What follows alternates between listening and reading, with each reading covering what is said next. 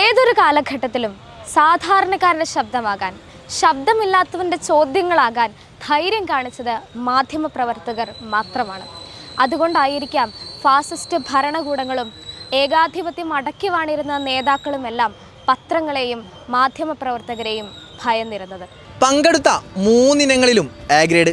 അത് ഇത്തവണത്തെ മാത്രം കഥയല്ല, കഴിഞ്ഞ വർഷവും അതിന് മുമ്പത്തെ വർഷവും ഒക്കെ അങ്ങനെ തന്നെയാണ്. നമ്മോടൊപ്പം ചേരുന്നത് മലയാള പ്രസംഗത്തിലും ഉപന്യാസത്തിലും ദേശഭക്തി ഗാനത്തിലും എ ഗ്രേഡ് നേടിയ ആൻമരിയാണ്. കൂടുതൽ വിശേഷങ്ങൾ ആൻമരിയോട് തന്നെ ചോദിക്കാം. എന്താ തോന്നുന്നു?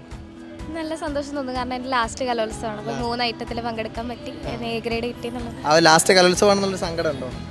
ഓഫ് കോഴ്സ് ഭയങ്കര സങ്കടമുണ്ട്. നല്ല സങ്കടമുണ്ട്. ഇനി യൂണിവേഴ്സിറ്റി മത്സരങ്ങളിലൊക്കെ അല്ല, യൂണിവേഴ്സിറ്റി മത്സരങ്ങളും ഈ നമ്മുടെ കേരള സ്കൂൾ കലോത്സവം എന്ന് പറയുന്നത് എൻറ്റയർലി ഡിഫറെൻ്റ് ആണല്ലോ. നമ്മുടെ ഇതിന് കിട്ടുന്ന ഒരു ജനസ്വീകാര്യത അതിന് എനിക്ക് തോന്നുന്നു കുറവാണെന്ന് തോന്നുന്നു. ഞാൻ ഈ വർഷം ദേശഭക്തി ഗാനം, ഉപന്യാസം, മലയാളം പ്രസംഗം. ആദ്യമായിട്ടല്ല സംസ്ഥാന കലോത്സവത്തിന്. തുടർച്ചയായിട്ട് എത്രാമത്തെ തവണ? തുടർച്ചയായിട്ട് 4ാമത്തെ തവണയാണ്. 4ാമത്തെ തവണയാണ്. ഏതൊക്കെ മത്സരങ്ങളിലാണ് സംസ്ഥാന കലോത്സവത്തിന്? ഞാൻ ഇതിന് മുന്നേ ഉള്ള വർഷങ്ങളിൽ പ്രസംഗം, കഴിഞ്ഞ 4 വർഷങ്ങളിലും കഥാപ്രസംഗവും അങ്ങനെ തന്നെ. 4 വർഷങ്ങളിൽ തുടർച്ചയായിട്ട് മലയാള പ്രസംഗത്തിൽ എ ഗ്രേഡ് നേടിയ മിടുക്കി കുട്ടിയാണ് ആൻമരിയ.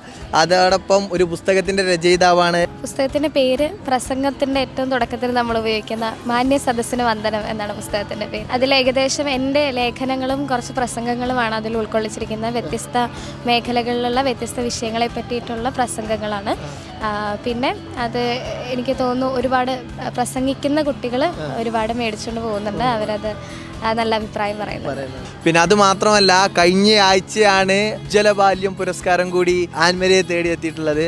അക്ഷരാർത്ഥത്തില് സംസ്ഥാന കലോത്സവത്തെ ഒരു ആഘോഷമാക്കി കഴിഞ്ഞ 4 വർഷങ്ങളില് കൊണ്ടുപോവുകയായിരുന്നു. ശരിക്കും കലോത്സവത്തിന് വേണ്ടി വെയിറ്റ് ചെയ്യാറുണ്ട്. ഒരു വർഷം കഴിഞ്ഞാൽ അടുത്ത വർഷത്തിലെ? ഓ തീർച്ചയായിട്ടും.